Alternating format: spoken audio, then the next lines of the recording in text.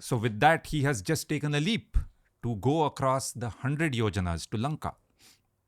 Now, what is the image that usually comes to your mind when we talk about Hanuman going to Lanka?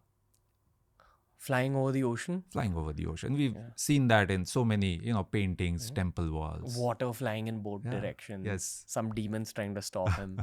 I'm absolutely dominating those demons. Right.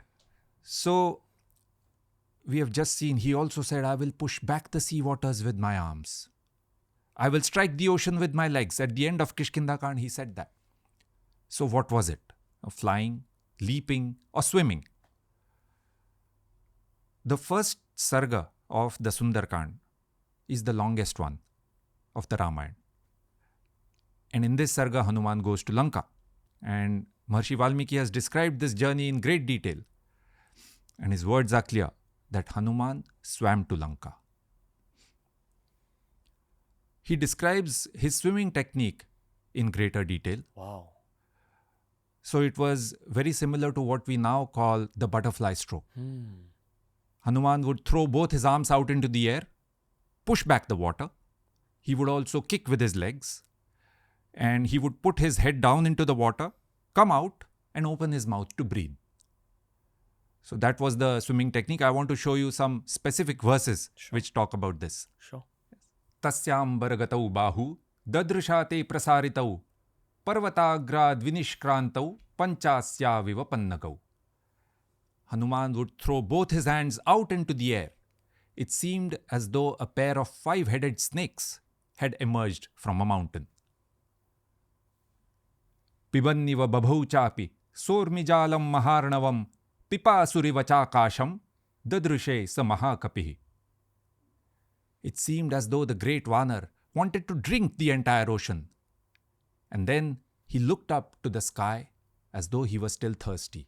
In simple words, he would put his head into the water and then come out, look up, and open his mouth. Is there anything that's said about his increase in size? Yes. So even earlier, at the end of Kishkinda Kand, there is a talk of him increasing in size. Now, the question is that real or is that poetic? During the journey also, Maharishi Valmiki talks about him increasing in size to overcome a particular challenge. Now, if you say that this is real, right, perhaps he had some powers to increase his size. For one particular challenge, he actually increased his size up to 100 yojanas. Okay, now if it was real, would he need to fly or swim? He could have stepped across. Clearly, this is poetic. Increasing in size is increasing in determination and confidence. And reducing in size is about doing things nimbly with a lot of flexibility. In stealth? Yeah. Now, together with this swimming technique, the beauty of Valmiki's poetry is such, we know he went swimming, but the image left in our mind is of Hanuman flying through the sky. And the reason that happens is,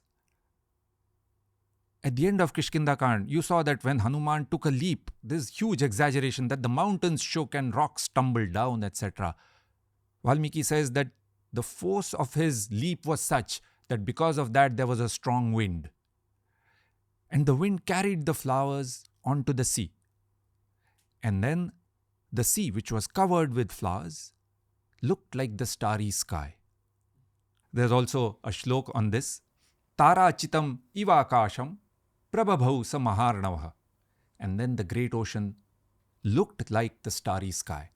So with this transition, he now starts looking at the sea as though it is the sky. So when Hanuman went in and out of the water, he talks of him. Hanuman is like the moon that is going in and out of clouds. So there's vivid description of Hanuman in the sky after this transition. Wow.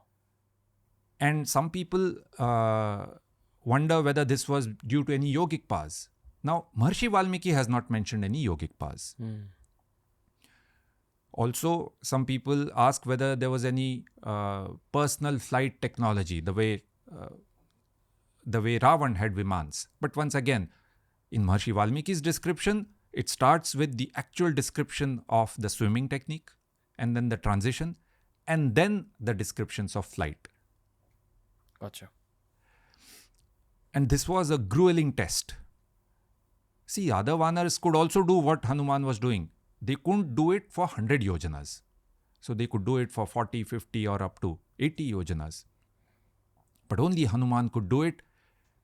He faced many challenges, but in the end, he did reach the other shore and he had achieved the impossible. What are the challenges that are spoken about? One of the challenges is that Hanuman is challenged by Surasa, a serpent.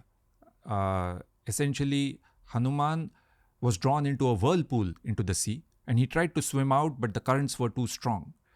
And finally, he had to go through the eye of the whirlpool. Essentially, Surasa, the serpent, said that I have a boon and you must go through my mouth. And so Hanuman reduced himself in size and went through Surasa's mouth or the mouth of the whirlpool. He was also attacked by a Rakshasi called Simhika. That part of the ocean, even today, has what we call the saltwater crocodile. It is a huge beast at the top of the food chain, so an apex predator, and therefore the right name, Simhika. Right? And Hanuman was able to overcome her as well.